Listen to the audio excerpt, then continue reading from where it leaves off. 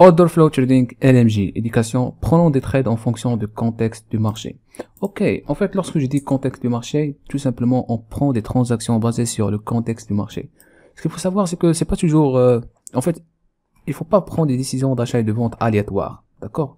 Vraiment, il faut penser en fonction du terme, en fonction du contexte du marché. Donc, ici vous avez volume profile. Moi, pour déterminer le contexte du marché, je me servais beaucoup de volume profile. Donc ici, si vous cliquez sur display, vous allez voir volume profile, vous pouvez l'enlever ou bien l'ajouter. Ça va m'aider vraiment pour avoir vraiment est-ce qu'on est dans la zone de valeur qui représente 70% d'échange, on est en bas de la valeur ou bien en haut de la valeur. Donc tout ça, ça signifie que est-ce qu'on trade vraiment en haut, on est sur achat ou bien sur vente, on est vraiment dans une zone d'acceptation ou bien une zone de réjection. Et ça m'aide vraiment de prendre des décisions bien claires, d'accord, bien éclairées. Donc, par exemple, ici, vous voyez, ici on est par exemple plus bas, d'accord, ici on est au plus bas.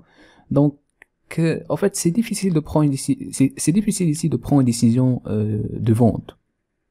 Pourquoi? Parce que tout simplement, si vous voyez ici le volume profile, donc la zone de valeur, ça a été là. Donc on voit au niveau du volume 15 000, 14 000, 14 000, 14 000, 16 000, 16 000. Donc vous savez que il y a des acteurs qui s'intéressent par cette zone de valeur. Et une fois on commence à descendre, regarde le volume commence à diminuer. 10 000, 10 000, 10 000, 8 000, 7 000, 7 000, 3 000. Plus on descend, plus le volume profile montre vraiment la réalité des transactions échangées sur chaque niveau de prix. Une fois on arrive ici, donc c'est à peu près 5003, vous avez combien? 514, 435, 773, 435 et puis 5. Ok, ça qui signifie tout simplement la rejection de cette zone, c'est-à-dire il n'y a pas personne qui n'est personne n'accepte pas cette zone de price. Donc c'est pour cela que je vous ai dit c'est pas la peine de chercher des décisions de vente lorsque vous avez un volume n'est pas important. D'accord? Là, si vous remarquez au niveau de delta, vous allez voir vraiment, on est plus bas et vous avez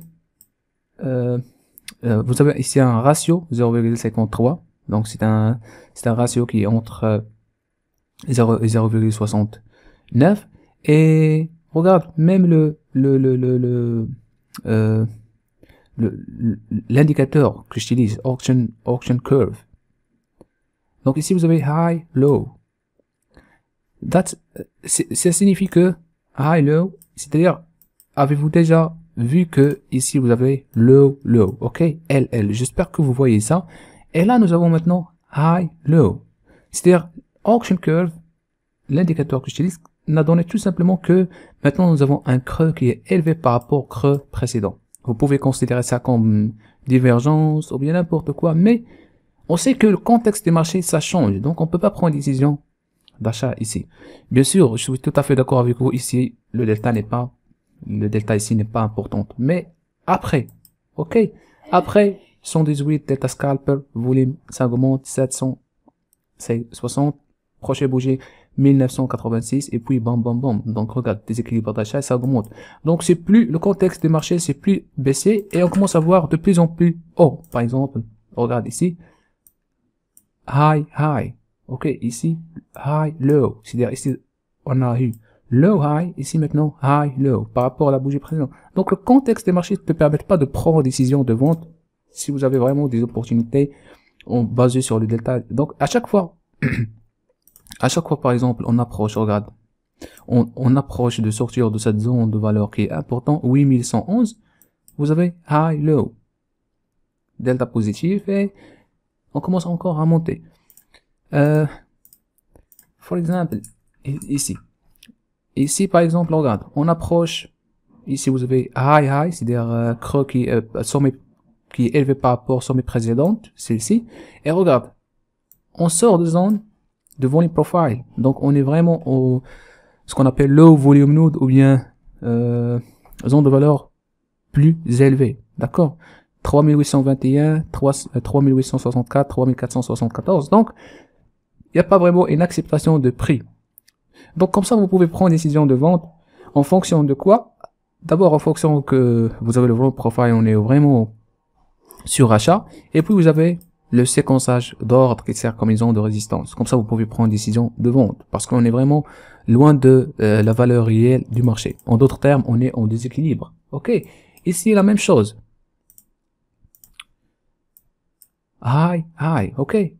Donc ici, vous avez high, low. Ici, high, low. High, high. C'est-à-dire le sommet s'est élevé par rapport au sommet précédent. Donc, regarde sur le volume profile, on sort du zone de valeur réelle ici. Donc 3800, 3864, 3474, ainsi de suite. Donc, il faut vraiment réfléchir un peu. C'est-à-dire, il faut pas vraiment prendre des décisions d'achat et de vente parce que vous avez delta scalper ou bien price action automatiquement. Il faut vraiment avoir de la pensée un petit peu sur le marché, en même temps prendre des contextes, prendre fonction de contexte du marché. Now, ici vous avez price actuellement, et regarde, par exemple ici vous avez high, high, ok, et regarde le marché, on sort de la zone et là vous avez une zone de sequencing order, delta négatif. Donc tu peux prendre décision de vente. Ici vous avez pas mal de signes, la price rejection, delta scalper, on commence à descendre. Donc dans tous les cas, ça c'est savoir que ça c'est une zone du range parce qu'on est toujours en train de négocier sur la zone de valeur qui représente 70% des échanges. D'accord?